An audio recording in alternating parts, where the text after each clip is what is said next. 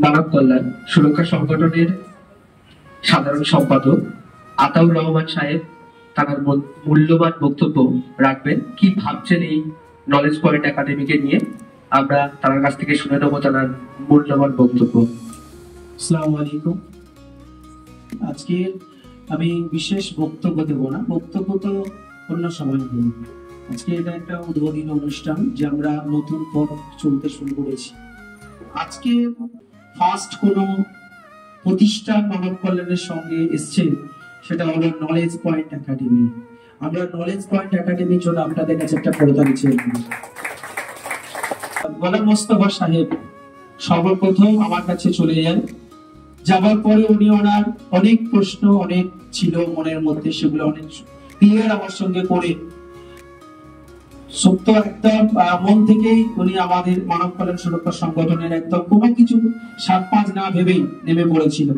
সেখান থেকে ওনার লক্ষ্য ছিল যে আমি মানব কল্যাণের সাথে থেকে কিছু প্রতিষ্ঠানের উন্নয়ন বাড়াবো, প্রতিষ্ঠানগুলোকে যেভাবে শেষ হতে হচ্ছে, যে আর্থিকভাবে পিছিয়ে পড়ছে, সেখান থেকে যদি মানব কল্যাণ সুরক্ষা সংগঠনের সহযোগিতা নিয়ে আরো কিছু ডেভেলপ করা যায়, আরো উন্নয়ন বাড়ানো যায় স্কুলে, সেই চিন্তা ভাবনা কিন্তু ওনার মধ্যে ছিল। কারণ দেখেন, আমরা হয়তো আগে পরে অনেক ভালো মতো মানুষ এসে যাব সংগঠনে, কিন্তু বাচ্চা যখন জন্ম নেয়, জন্মের পরে সে তার প্রথমে কাছের মানুষগুলোকে লাগে, বাবা মা ভাই বোন বা আত্মীয় স্বজন প্রতিবেশী।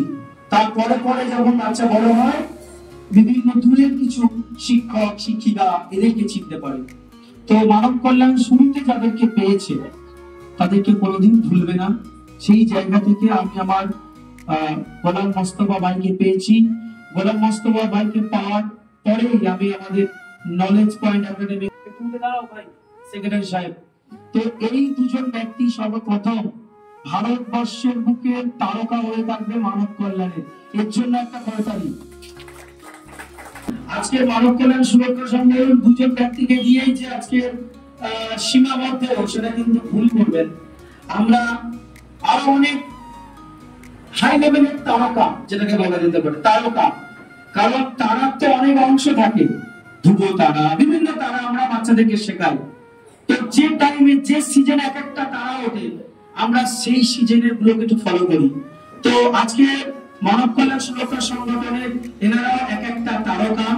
তো সত্য কথা বলতে আমি হয়তো সেক্রেটারি সাহেব কথা বলছি, কিন্তু আজকে এই মানব কল্যাণ এগিয়ে যাবে বা মানব কল্যাণের পিছনে অবদান আমি কিছু নয়।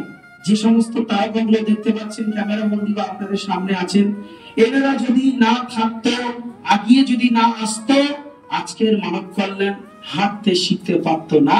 এনাদের জন্যই আজকের মানব কল্যাণ হাঁটতে শিখেছে, চলতে শিখেছে, আর এনারাই এগিয়ে নিয়ে যাবে ভবিষ্যতে। তো এনাদের সবার জন্য একটা করতালি হয়ে যাবে। আমি এই বলে আমার সংক্ষিপ্ত বক্তব্য এখানে শেষ করছি। আপনারা ভালো থাকেন, সবাই মিলেমিশে কাজ করি, আমরা একই বন্ধনে মিলেমিশে এগিয়ে যেতে পারি, এই শুভকামনা সবার কাছে।